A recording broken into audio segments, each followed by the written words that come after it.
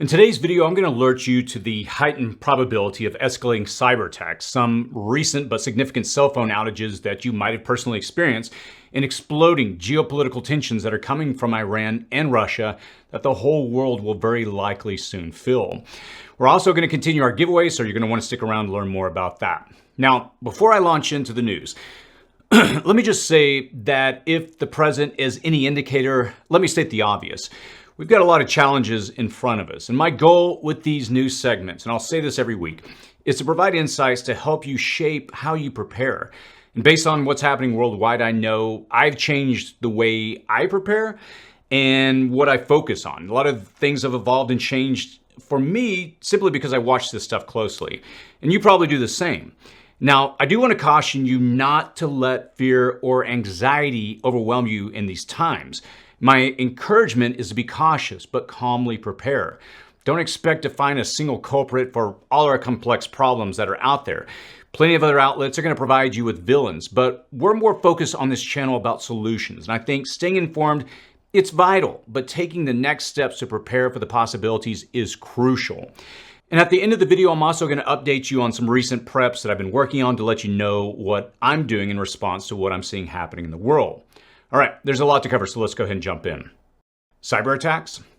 Millions faced a widespread cell service disruption this week, affecting major providers like AT&T, T-Mobile, and Verizon, with a particular impact on 70,000 AT&T users that were unable to reach emergency services, possibly due to the network switching issues, highlighting the vulnerability of our interconnected systems, from cloud servers to critical infrastructure, susceptible to various threats, including cyber attacks, natural disasters, and state-sponsored hacking, really underscore the urgency for bolstered cybersecurity measures amidst growing concerns over potential large-scale cyber attacks forecasted in leaked intelligence documents.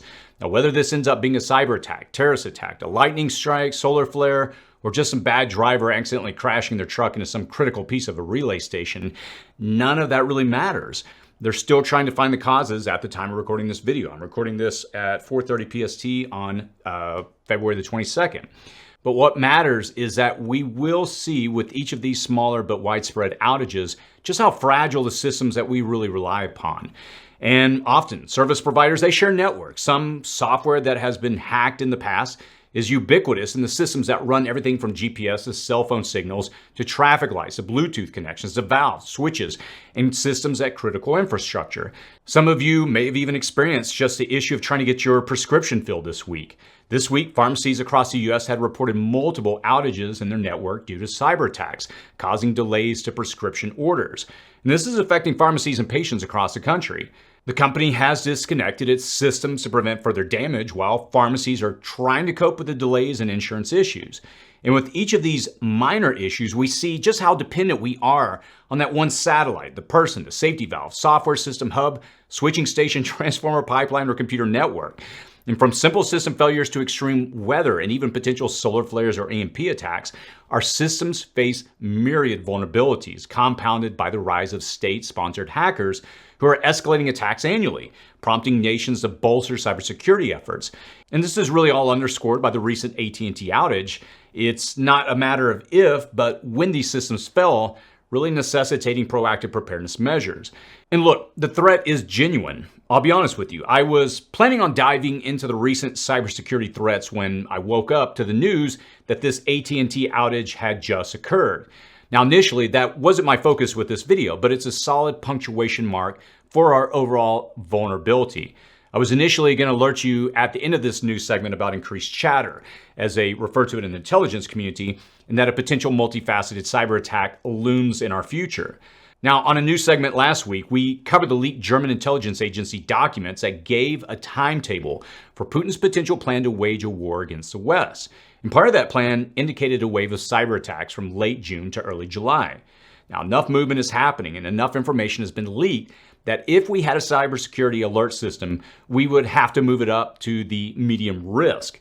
And by late spring and early summer, we would have to move it up to high risk, as I think we're going to see a surge of cyber attacks if things continue to play out the way they are.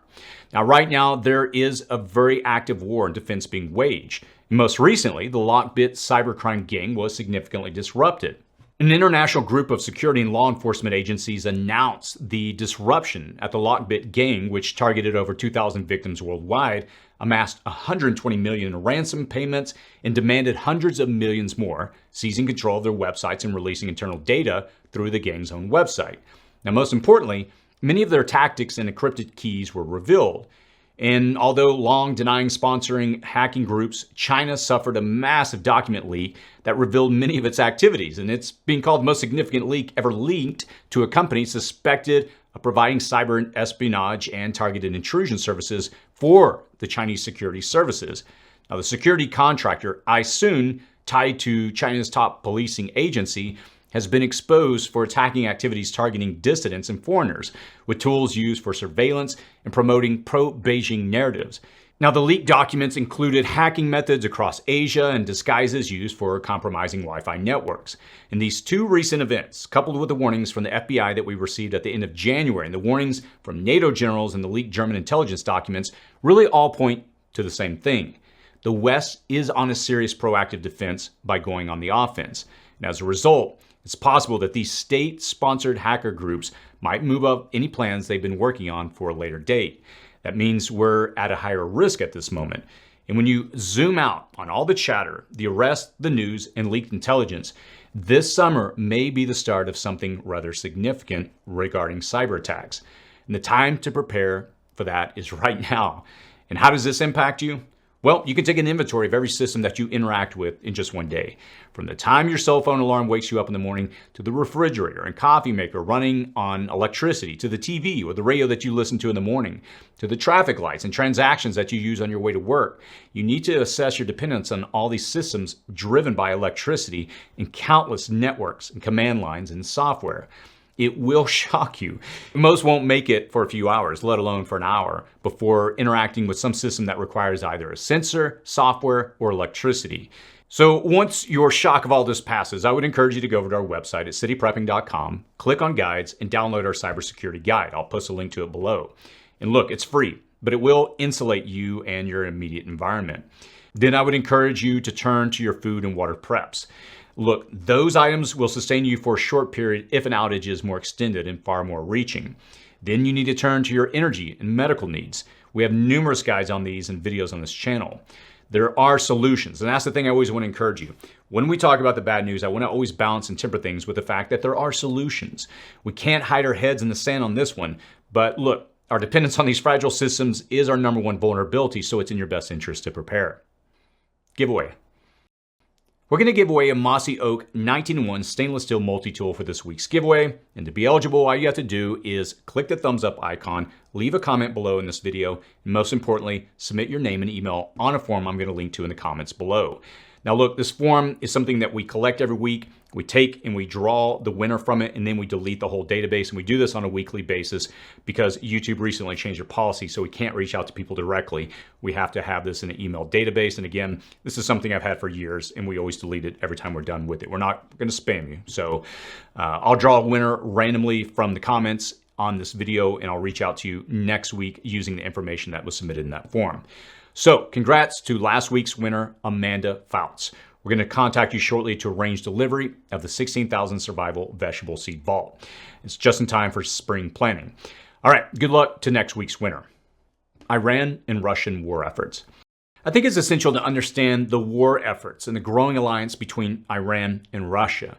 Often, many people mistakenly believe the problems over there are not our problems. And at the very least, we're going to feel the disruptions over there through demand fluctuations, faltering supply chains, and higher prices. Now, at a higher level, we feel the impact of disruptions around the world through refugees and immigration and the looming and increasing threat of being drawn into a global conflict that has no real end. And that's why I have to warn you about the growing wartime alliance and war efforts of Iran and Russia. Now, as we mentioned in our earlier news segment, we weren't entirely sure what secret deals and agreements were being struck between Tehran and Moscow. And at that time, we speculated some deals were being made to supply Russia with weapons for its war against Ukraine. And we suspected that Iran's proxy war in the Middle East was receiving Moscow's blessing. Now, it appears that we were right on both accounts. We now know that at least one of those deals involved the transfer of at least 400 short-range and mobile ballistic missiles to Russia's inventory. Now, the shipments began in early January after a deal was finalized in meetings late last year between Iranian and Russian military and security officials that took place in Tehran and Moscow. Now, both Moscow and Pyongyang have denied North Korea's provision of munitions to Russia for use in Ukraine, where ballistic missiles supplied by North Korea were found to be largely ineffective, with only 2 out of 24 successfully hitting their targets. Now, the Iranian missiles are different, though, in that Iran is now openly admitting to supplying Russia with them and indicates that they're going to continue to do so. Now, it's estimated that Russia has already used 3,700 Shahed drones from Iran and Ukraine, so it's safe to say that Iran is now a major supplier of missiles and drones to Russia. And Iran still denies supplying Russia with any Shahed drones, but they're clear about their material support with more deadly and destructive missiles now. There's also the ever-growing concern that if Iran is making deals so openly with short-range ballistic missiles, what are they receiving in return from Moscow? And we know they receive support in Syria. We know that they work with Russia to keep oil sales revenue flowing and prices high. And we know Moscow turns a blind eye to the regional proxy war in the Middle East. But are they also receiving enriched uranium or the technology required for this? Does anyone believe Moscow wouldn't be willing to trade some first-generated antiquated nuclear material for some top-of-the-line missiles right now? But Iran's missiles and material support don't stop there. In the Red Sea, the attacks on the vessels by the Houthis, Iran's proxy regional military, they continue. In this case, Iran is edging ever closer to tipping its hand at the high level of support that they're actually providing. And the Houthis aren't capable on their own of building or figuring out a complicated missile targeting, radar technology, and firing system. So they rely upon Iran's direct support. And that direct support and targeting information has come from Iran's vessel, the MV Bin Shad, a general cargo ship under the flag of Iran. And that ship and one other Iranian vessel were recently cyber attacked by the U.S. to stop the transfer of targeting data to the Houthis. And despite Iran's denial of offering targeting aid to the Houthis, the MV Bishad consistently appears in the vicinity of almost every successful missile attack on civilian vessels. This situation in the Red Sea that Iran is instigating is getting worse by the day. And there's now one vessel filled with tons of fertilizer hopelessly adrift in the Red Sea. And the Houthis are now also deploying explosive drone submarines. And it's just really a matter of time before an oil tanker or military vessel is attacked to such a high degree that an all-out retaliation greater than mere missile strikes on old Houthi bases will be required. In January, Iran sent a warship into the Red Sea, and the narrow channel accounts for 12% of all global sea traffic. And the tensions are so high and the attacks so frequent that many carriers are refusing to insure vessels passing through the Red Sea. And what this ends up doing is forcing a long route past the Somali pirates and around the Horn of Africa. And that significantly slows the supply chain and drives up the prices of goods in Europe. The higher prices encourage supplies from other areas of the world, but equilibrium in the flow of goods, it can't be achieved overnight. And what that means is we're going to see higher prices for goods in the supplying countries filling in for the shortages. And at the very least, all of this news emphasizes just how close the West and Israel are to a direct confrontation with Iran, either destroying its navy and other vessels or degrading its nuclear capabilities or missile manufacturing plants. And look, if things continue along the current trajectory, one or all of these possibilities must come to fruition. And while I can't really confirm it signifies World War III, it certainly implies substantial global changes, including disruptions in supply chains, economic downward spirals, cyber attacks, elevated terrorism threats, and heightened security concerns. And the way to prepare for that doesn't have to be over there, as they say. Preparing for that begins at your doorstep. It starts with getting your food, your water, electricity, and medical care at a level where you can sustain yourself through at least minor disruptions, which could last a week, months, or longer. And look, you can't control the sale of missiles to Moscow, the trajectory of an Iranian missile in the Red Sea or vital shipping lanes, but you can control your own shelter and level of preparedness. And that alone can provide you with the security that you need to endure the worst of tumultuous times. And so look, here's the deal. As I see these things and others that are playing out in real time, I'm trying to focus on my own personal progress continually. Let me start off with just sharing some updates on my own health, some of the things I've been sharing. Last month, in January, we focused on physical fitness, and I did a whole video series, gave you a download guide that if you want to get serious, you can use that material. And I will continue to discuss this on this channel for this year and probably longer, because I think it is so fundamentally critical of how we prepare for what's coming down the road. Why do I say that? Because your health is your number one asset. When you lose your health, when you lose your ability to be physical, whether that's physically or mentally, it puts you at a severe disadvantage. Over the last month, roughly about 5 weeks now, I've been working. I started on January 15th on a very strict workout and diet, regimen. And when I say diet, I don't mean just out to change or restrict what I'm eating, but rather focus on eating healthy. I'm down now 8 pounds as of last weekend. I haven't measured myself this week, but it's encouraging me because I'm beginning to see body fat shed off that I've been carrying for probably over 20 years and seeing muscles that I forgot about in my 20s. And it's exciting because what I'm doing is on a daily basis, I'm focusing on daily habits to eat correctly and to work out. Where in the past, I've been dependent upon caffeine and other stimulants to get me through the day. I'm finding I increasingly don't need that because my energy levels are up and I feel like $1 million just in the 5 weeks. And look, there's a lot that I can't control, but I can control my health and you can as well. Also, in addition, I am now 1 month sober at the time of recording this video. Now, I've never been one to drink in excess. I do enjoy the occasional, drink here and there. Of course, there's always New Year's Eve, which maybe that gets a little into excess. But the point is, I have realized if I really believe in what I'm trying to tell you on this channel, as a prepper, if we really believe that the next several years, next few decades are going to be a time of downward spiral, then why wouldn't I try to lead by using the example of my own health in my own life? And so that's why there's been times I've been in the kitchen. I'll just be honest with you. I look at, we have a bottle of wine in my refrigerator that needs to be thrown away that was for a party last weekend. And it's tempting when I look at it. But I always think about you, the community, because if I can look you in the eyes on this camera and say, look, I've been sober 5 weeks, 6 weeks, 7 weeks, a year. When that time comes, I just, again, hope to lead by example. And again, if you drink, this is not to try to condemn anybody, but this is just trying to lead by my own life because the studies are pretty clear, the impacts of alcohol long term. On a personal level, again, what I've been working on additionally this week is focusing on security. I'm picking firearms back up and getting involved with training. I have a friend that's very active and, she's been an encouragement to, try to push me on my journey of getting active again with firearms. And so I was thinking about doing videos and talking about it more on the channel, but considering all the issues that with YouTube and firearms, I'll likely create just a separate channel where I can dump videos where I work on, my skills, my develop that I can reference people to, but not tied in on specifically on this channel, just due to those reasons. So, let me finish by saying this. There's a lot of projects that I'm excited to work on that I haven't done at the level and the speed that the ones I'm talking about that I've been talking about for a while on the channel. I am in the process of almost finalizing the job position to hire on someone that's either a producer or a creative director, for this channel that I'll be hiring here over the next several weeks and possibly month. And so again, I'll be posting more information on that here soon. But let me finish with saying this. When I do these news segments at the beginning, I always point out not to be locked up in fear. And I'll finish by saying the same thing. You're not a victim. Yes, things are playing out in the world, and it doesn't take a crystal ball to see what's happening. We can clearly see on the horizon these issues that are playing out. What will happen? I don't know.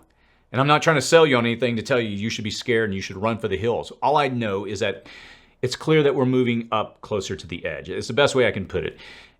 We're putting these situations that are arising are putting us in a more vulnerable position.